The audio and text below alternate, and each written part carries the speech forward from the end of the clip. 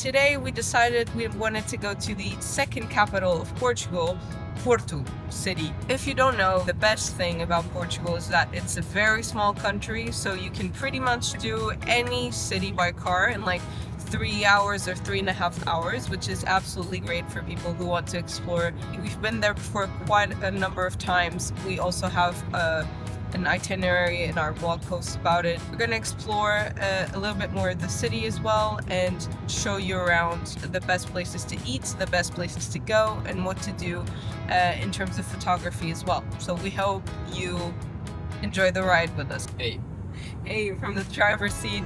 You have to stop midway.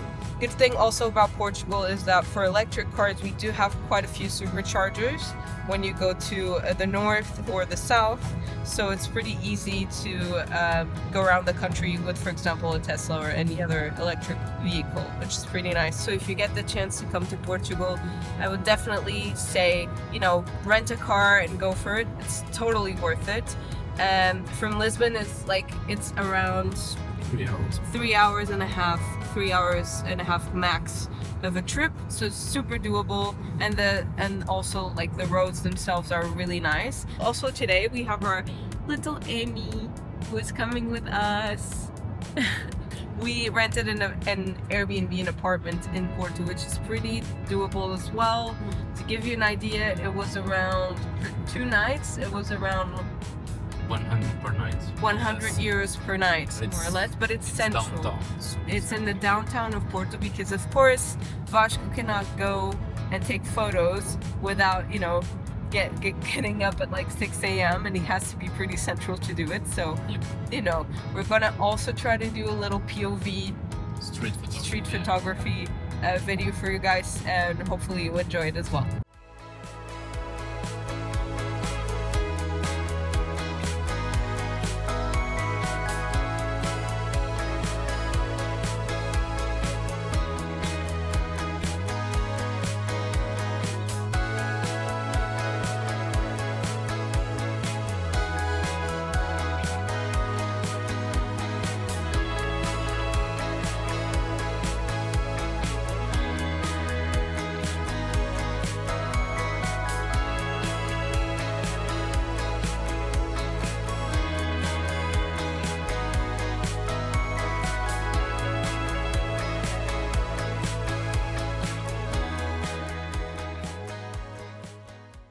So we just came back from dinner and we were really close to the place where we ended up eating, which is very close to the center of the city in Rua dos Aliados. And we ended up entering a restaurant called Livraria.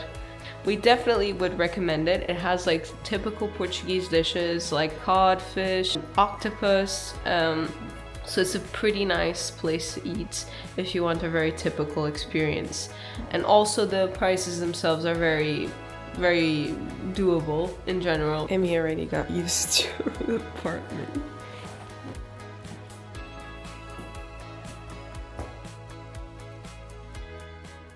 So after dinner, we decided to go out a little bit. We went home to grab the camera. Vasco wanted to do some street photography.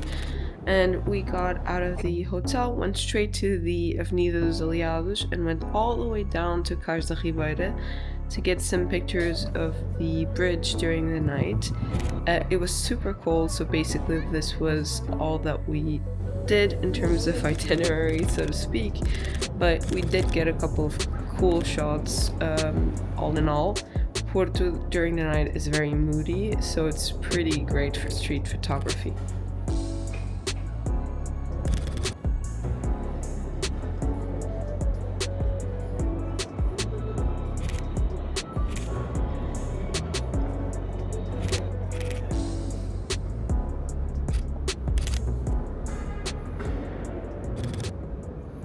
Good morning. We woke up today at 6:30 a.m. because we want to get the sunrise, which here in Porto and currently is at almost 8 a.m. so we have quite a bit of time.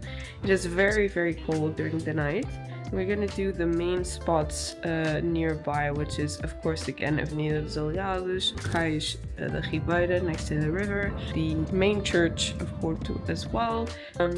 So yeah, we're gonna go through all the main points during sunrise. Ali tirar fotografias. Vai.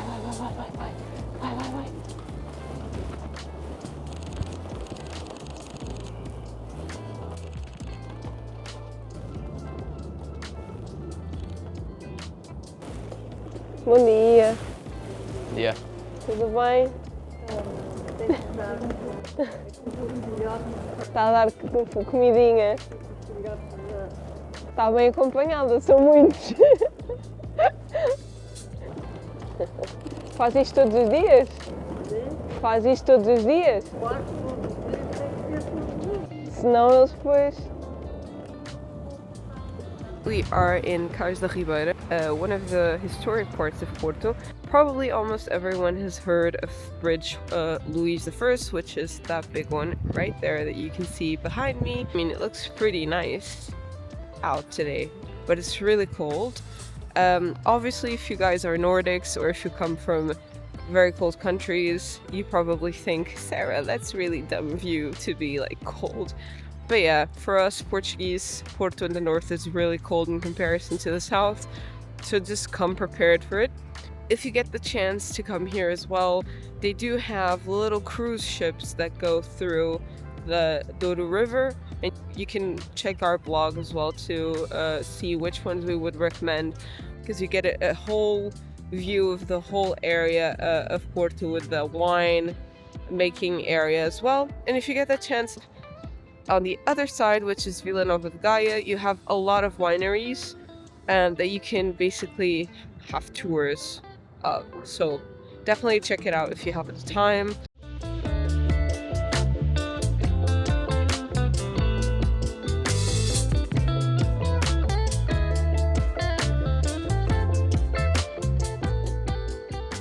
So next step today is to go to Livraria Lello, which is the famous bookstore.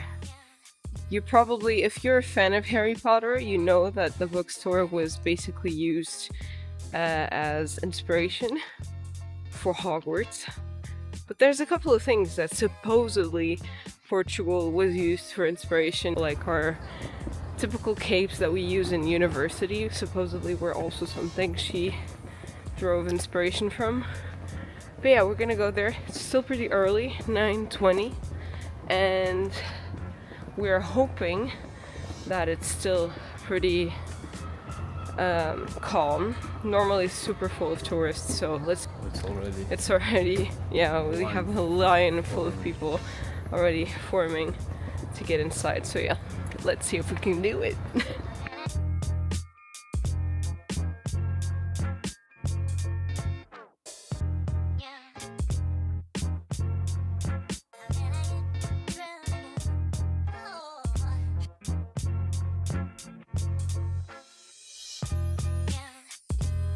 So as you can see, we just came from Livraria Lello. We do recommend for sure that you book a ticket prior to going. You have various slots when it comes to schedules. We do recommend in the morning, but either way it's going to be very full of people.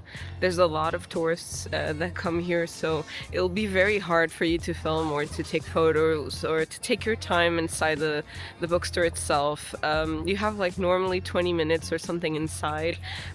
We went straight up. We bought the gold ticket, which basically it's around 15 euros, a little bit more expensive than normal, but it does allow you to basically buy special books from the Lello bookstore itself. So basically it's like a special edition, as you can see here.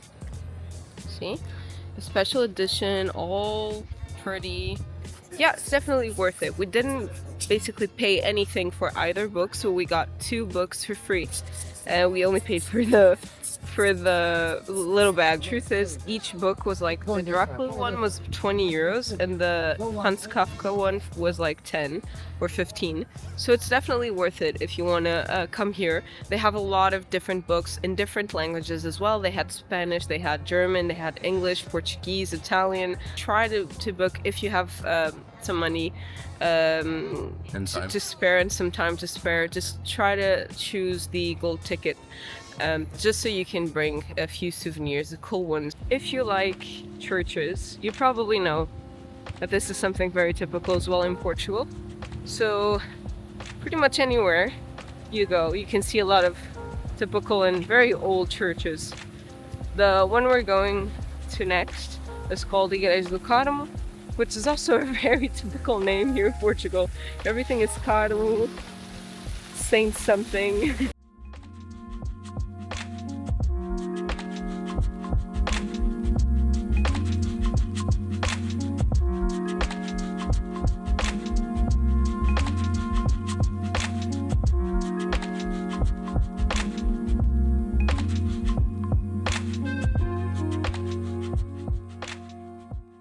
So we're out.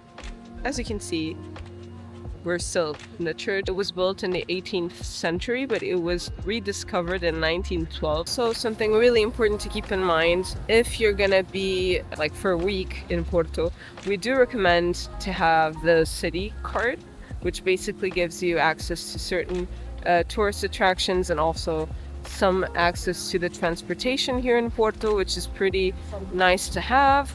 We do recommend that if you guys want to know a little bit more about it, you can drop in our blog, and we do have all the links that you need to know about all the cards, the city cards that there are, all the options that you have, and all the prices of all the attractions as well. But yeah, it's definitely something that if you don't have a lot of time, we would recommend, also because we do have hop-on, hop-off buses as well in the city of Porto, which might be an option if you don't have a lot of time. And yes, when it comes to food, there's not a lot that you can do that can go wrong. Food here in the north is really, really good, and pretty much all restaurants are very, very good as well. We definitely would say that some of the staples in terms of types of things that you need to try is definitely francesinha, which, you know, maybe try to eat it during lunch, and you probably will not be eating anything else for the rest of the day. Like, Vasco loves it, right? But it's very intense. It's like bread, fried bread with like, it's very intense. Sauce on top and egg and like ham and cheese, and like it is really a heart attack on a meal, so just keep that in mind.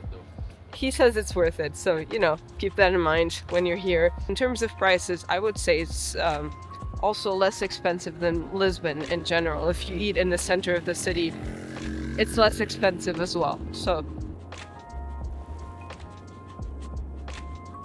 and if you like natural museums, do come to the Natural History and Science Museum from the Porto University. It's pretty cool, and also it's right next to the Porto sign, which is a great photo op, and the Torre dos Clérigos, which is that big tower up ahead.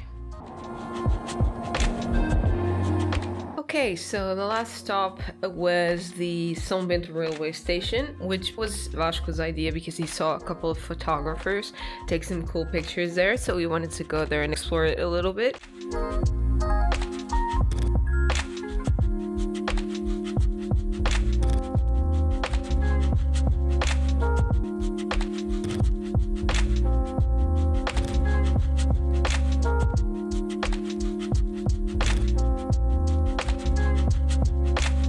And yeah, to wrap this up, since we still have 3 hours and a half to go back home, we decided to just grab a quick coffee at a place called Do Norte by Hungry Biker. They also have brunches, so it's definitely a place where you can go as well.